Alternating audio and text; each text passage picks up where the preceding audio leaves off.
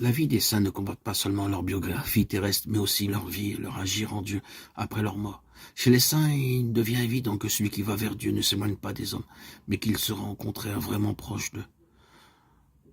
Nous ne le voyons mieux en personne d'autre qu'en Marie. Parmi les saints, il y a par excellence Marie, oui, mère du Seigneur, et miroir de toute sainteté.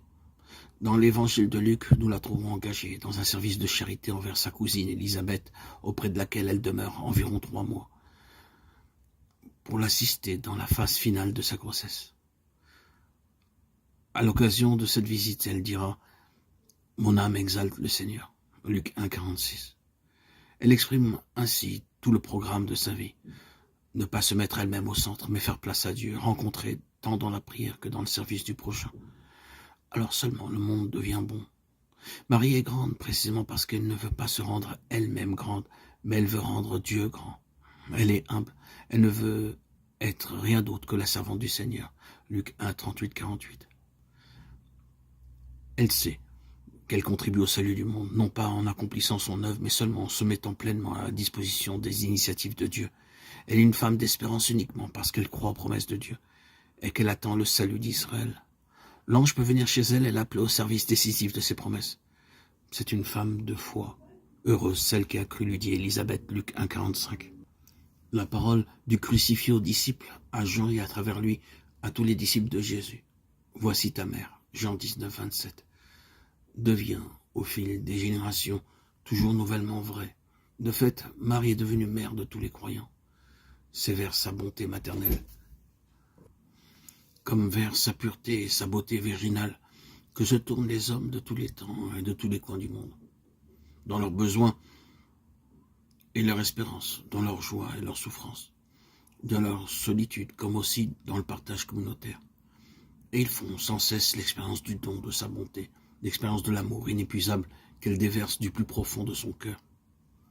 Les témoignages de gratitude qui lui sont attribués dans tous les continents et dans toutes les cultures expriment la reconnaissance de cet amour pur qui ne se cherche pas lui-même, mais qui veut simplement le bien. De même, la dévotion des fidèles manifeste l'intuition infaillible de la manière dont un tel amour devient possible. Il le devient grâce à la plus intime union avec Dieu, en vertu de laquelle elle s'est totalement laissée envahir par lui.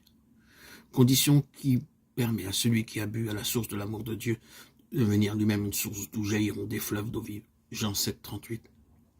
Marie, la Vierge, la Mère, nous montre ce qu'est l'amour et d'où il tire son origine, sa force toujours renouvelée. C'est à elle que nous confions l'Église, sa mission au service de l'amour. Sainte Marie, Mère de Dieu, tu as donné au monde la vraie lumière. Jésus, ton Fils, Fils de Dieu. Tu t'es abandonné complètement à l'appel de Dieu et tu es devenu ainsi la source de la bonté qui jaillit de lui. Montre-nous Jésus, guide-nous vers lui. Enseigne-nous à le connaître et à l'aimer, afin que nous puissions nous aussi devenir capables d'un amour vrai et être source d'eau vive au milieu d'un monde assoiffé. Ici se terminent les écrits donnés à Rome, près de Saint-Pierre, le 25 décembre 2005, à la solennité de nativité du Seigneur, en la première année du pontificat de Benoît XVI. Pour ma part, je voudrais faire une petite parenthèse. Ces écrits de Benoît XVI, Dieu est amour, ont éveillé en moi le besoin et la nécessité de révéler ce qui a été pendant toutes ces années, depuis maintenant 5 ans, depuis mon baptême le 26 septembre 2019, mon amour pour la Sainte Vierge Marie. Déjà dès l'âge de mes 17 ans, je lisais les écrits de notre Seigneur, l'évangile d'amour, et j'avais la foi que Marie, la Mère de Dieu, était notre mère, et que je pouvais compter sur sa maternelle intercession. Et aujourd'hui, dans cet audio, par ces écrits qui m'ont beaucoup apporté en point de vue d'enseignement et sur la compréhension de ce qu'est Dieu, je vous révèle, mes chers auditeurs et auditrices, mon amour pour Marie. J'ai été baptisé le 26 septembre 2019 selon le rite non pas catholique mais évangélique, au nom de Jésus, par immersion au lac de ma ville, là où je suis né. Et j'en suis sorti complètement transformé. Et malgré mon appartenance et ma compréhension de tous ces écrits et faisant partie d'une église évangélique, je crois fermement en mon cœur et dans tout mon être qu'il faut prier Marie, car elle intercède sa puissance, son pouvoir d'intercession est puissant, et qu'il faut toujours prier Marie. C'est une parenthèse que je fais, et c'est aussi un secret que je vous révèle de ma vie personnelle. Cela peut vous apporter peut-être une instruction, mais sachez bien qu'en priant Marie, vous trouverez de nombreuses réponses à vos soucis. Il faut aimer Jésus en esprit, en vérité, et il faut prier Jésus, bien sûr, mais le pouvoir d'intercession de Marie est aussi important et très important.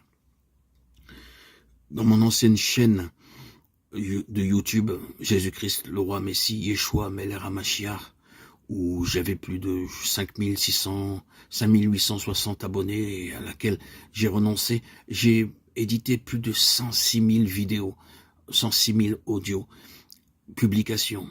Et j'ai toujours désiré garder le secret pour embêter personne. Mais aujourd'hui, avec ces écrits de Benoît XVI, je ne peux pas, mon cœur s'est ouvert à l'amour de Marie et je ne peux pas rester dans le secret. Hier, jeudi 2 octobre, eh bien j'étais, alors que c'était la fête de Kippour du Grand Pardon, j'étais à la rue du Bac, au 140 rue du Bac, et j'ai prié là-bas. Et là-bas, j'ai eu cette révélation que je ne m'étais pas trompé.